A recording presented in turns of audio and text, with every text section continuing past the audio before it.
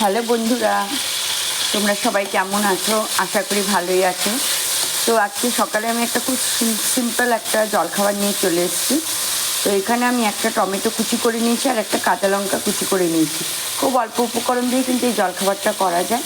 এবং একটু সাদা তেল কড়াইয়ে দিয়ে ওটাকে আগে গরম করে নিয়ে তেলের মধ্যে পেঁয়াজ কুচি এবং পেঁয়াজ দিইনি, টমেটো কুচি এবং লঙ্কা কুচিটা দিয়ে দিয়েছি। এবার এটা কিছুক্ষণ ভেজে নেব। তো দেখতে থাকো।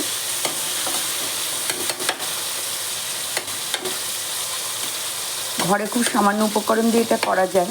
এতে তোমাদের ইচ্ছা হলে পেঁয়াজ অ্যাড করতে পারো, আর পেঁয়াজ না অ্যাড করলেও খেতে স্বাদ লাগে। পেঁয়াজ না দিলেই এটাতে একটা অন্যরকম টেস্ট হয়। পেঁয়াজটা অপশনাল। তো দেখতে থাকুন।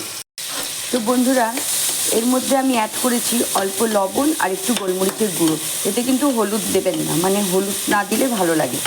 এতে হলুদটা না দেওয়াই ভালো। একটুখানি লবণ আর গোলমরিচের গুঁড়ো আমি দিয়ে দিয়েছি। এবার এর মধ্যে একটা ডিম ফাটিয়ে দিয়ে দিয়েছি। বললাম না, খুব কম উপকরণ দিয়ে এই জিনিসটা তৈরি করা যায়। প্রথমে তেলের মধ্যে আমি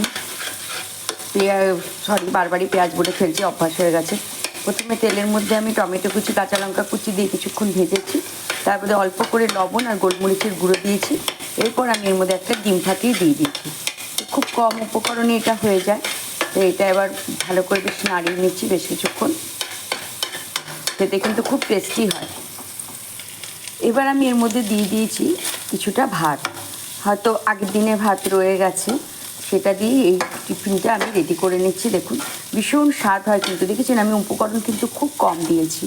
একটু টমেটো, একটু কাঁচা লঙ্কা, একটা ডিম, একটু লবণ এবং গোলমরিচ। এতে কিন্তু হলুদ দেবেন না, তাহলে কালারটা নষ্ট হয়ে যাবে। এই যে দেখুন, টমেটোর সাথে ডিমের সাথে এই যে ভাতটা মেশানো হলো, এর মধ্যে ভাতের কিছুটা সাদা সাদা কালারও থাকবে আর টমেটোর কিছু লাল লাল কালারও এর মধ্যে অ্যাড হয়ে যাবে।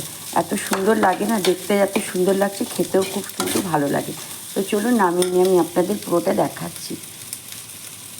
তো বন্ধুরা দেখুন, দেখতে কি সুন্দর হয়েছে। ভাতের সাদা কালারও কিছুটা রয়েছে আর টমেটোর রঙটাও এর মধ্যে মিশিয়ে কিছুটা লাল হয়েছে। দেখতে কিন্তু ভীষণ সুন্দর হয়েছে। তো আপনারাও কিন্তু এইভাবে ট্রাই করতে পারেন। এই ডিশটা কিন্তু খুব লোভনীয় হয়। খুব অল্প উপকরণে আপনারা দেখলেন আমি এটা তৈরি করেছি। তো এটা খুবই একটা সুস্বাদু লোভনীয় ডিশ। এই যে দেখুন, কাছে থেকে দেখাচ্ছি। তা আপনারাও তৈরি করতে পারেন। তো আজকের ভিডিও এই পর্যন্ত। তো দেখতে থাকুন সবাই। তো বন্ধুরা, আজ আমি যে ভিডিওটি আপনাদের সাথে শেয়ার করলাম, রান্নার ভিডিওটি, এটা কিন্তু সত্যি খুব সোজা, খুব কম উপকরণেই হয়ে যায়। আমি অনেকবার বানিয়েছি, আজকে আপনাদের সাথে ট্রাই করলাম, মানে আপনাদের সাথে ভিডিওটা শেয়ার করলাম। অনেকবার বানিয়ে খেয়েছি, ভীষণ স্বাদ হয়। আপনারা কিন্তু এটা ট্রাই করতে পারেন। তো ভিডিওটি দেখার জন্য অনুরোধ রইল প্রথম থেকে শেষ অবধি। আর দু একবার হয়তো আমি একটু ভুলভাল কিছু বলেছি, যেমন পেঁয়াজ উচ্চারণ করেছি, তো সেটা প্লিজ কেউ কিছু মনে করবেন না। তো সবাইকে ভিডিওটি দেখার অনুরোধ রইল এবং অবশ্যই কমেন্ট করে জানাবেন কার কিরম লাগলো।